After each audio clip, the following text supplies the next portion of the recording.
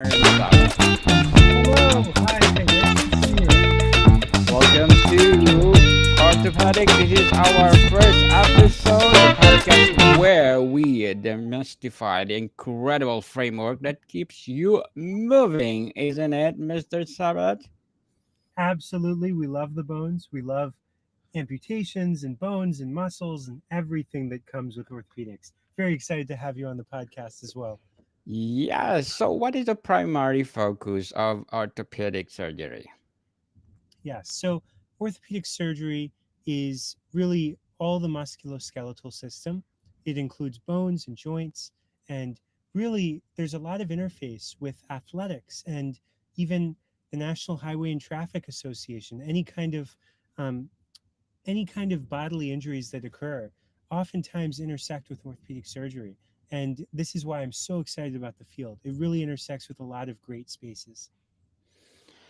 Mr. Sabbath, what is the fundamental difference between an open fracture and a closed fracture? Yes. So an open fracture is open, it's exposed, and a closed fracture is not exposed. That's it. That's in the layman terms. Right. Name the three main phases of normal bone fracture healing in order. Yeah, of course.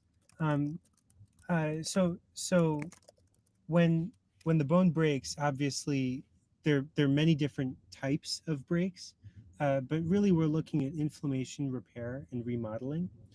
When we're dealing with breaks, though, there can be breaks where it breaks into shards. There can be breaks like minor fractures where it doesn't actually break clean through.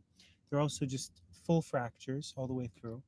And really, in the inflammatory phase, we have the cellular stage, and then we have the vascular stage where there's vasculature and there are things, little cells coming in to repair.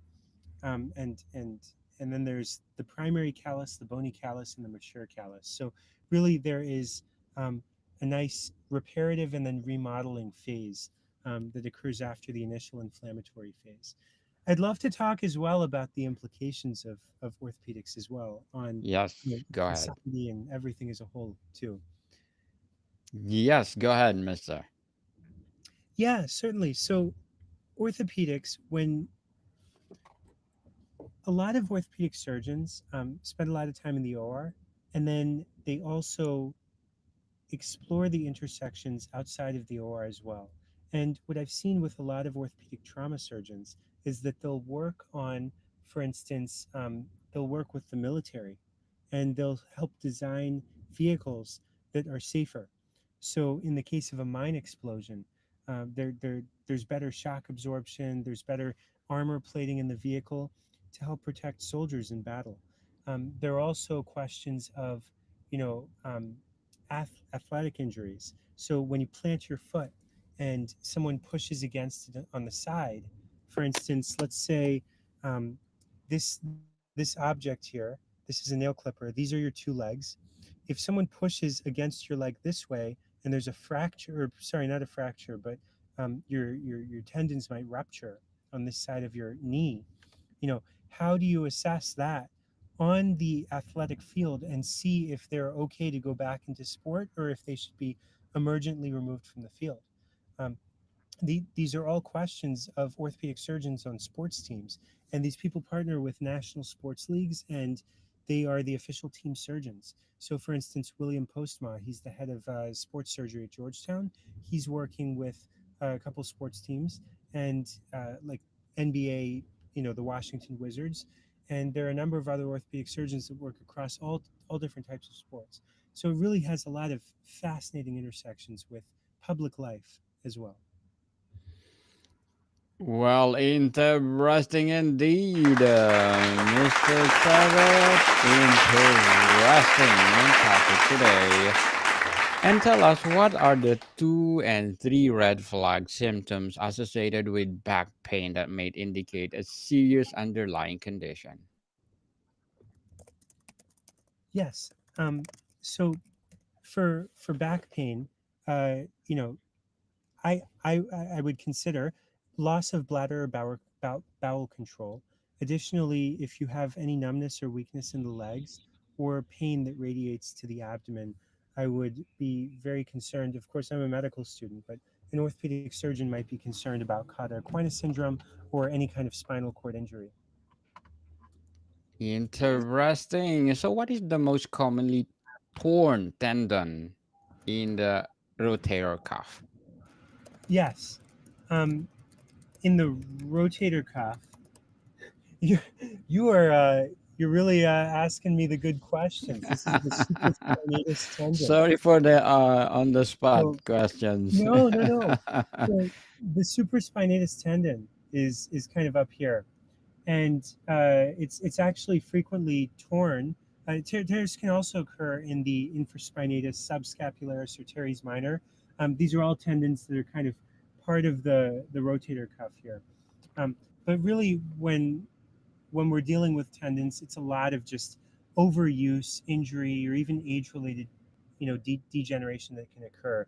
Notably, the supraspinatus tendon, you can do the supraspinatus test, where you kind of do this and you press down, and if there's pain elicited or it just drops, I mean, there's a problem with the supraspinatus tendon.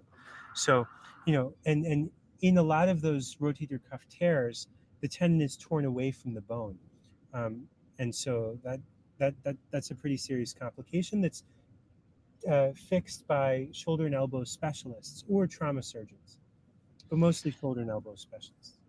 Yes, people, here on Orthopedics 101, we talk about everything about ortho.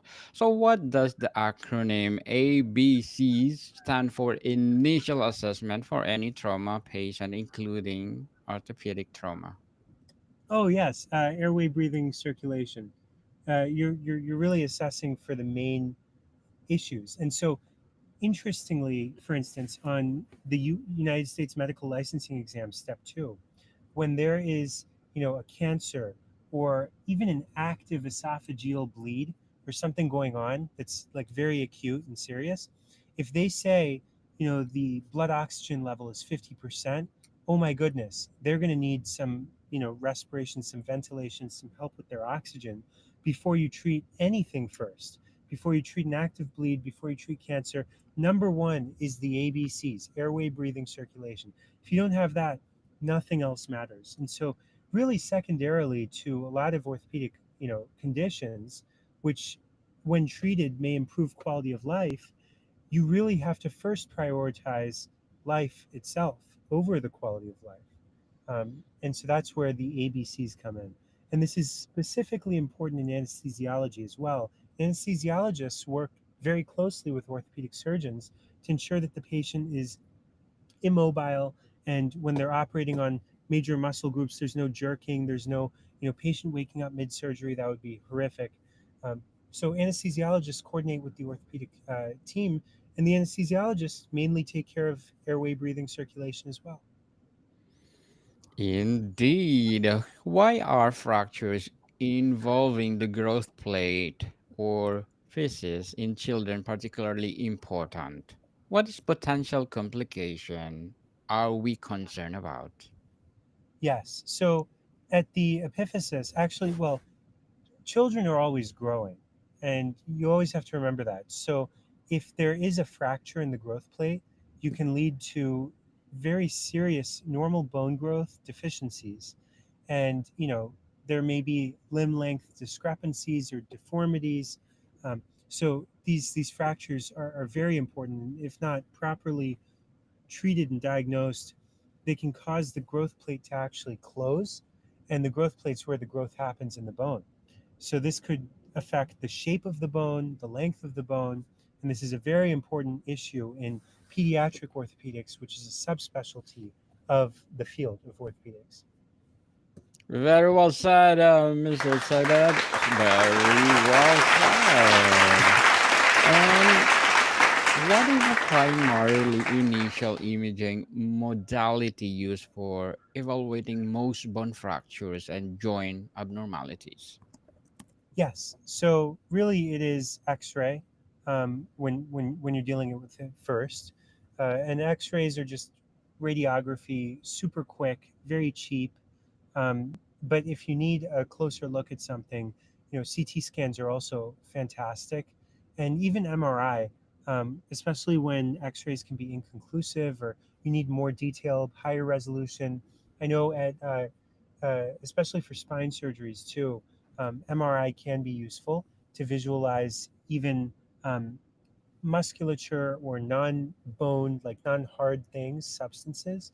And I know that at large academic centers, they can have very, very strong MRIs and 7 Tesla MRIs, like very, very strong imaging. But at smaller community hospitals, 3 will get you just by just fine. Um, Importantly, at Georgetown, so neurosurgery and orthopedics are overlap a lot. 80% of neurosurgery is spine surgery, and orthopedics has orthopedic spine. So really, a lot of them perform the same surgeries like thoracic fusion, lumbar discectomy, but the only difference being neurosurgeons additionally do durotomies where they go into the spinal cord itself. But besides that, they do mainly the same things. So at Georgetown Neurosurgery, they have operating rooms with MRIs in the operating room. And this is the only place in the world where this happens. And this has been described by, I believe, Dr. Cal Horn, or one of the neurosurgeons at Georgetown. This is the most technologically advanced operating rooms in the world. In the middle of the surgery, they pull out an entire MRI and they can just scan you, like right there. And typically in surgery, they do have imaging modalities, notably the C arm, which does X ray images. And it's this big C shaped device that goes all the way above and below your body and just shoots those imaging particles and visualizes how, for instance, the screws are placed in your wrist or something. But if you really want to visualize the soft tissue and very detailed structure, we have MRIs in the operating room at Georgetown. That cannot be said anywhere else. Because anywhere else, they have to wheel you out of the operating room, close you up, wheel you out, send you to the radiologist. God knows how long that'll take. It takes a long time to get MRI. And For sure. yes, So, what is the difference between sprain and strain? yes. So um, the difference is mainly a sprain is when the ligaments are stretched or torn, and a strain is when the muscles or tendons are stretched or torn. So, what's the difference mainly between a ligament and a tendon? Well, ligaments connect bone to bone.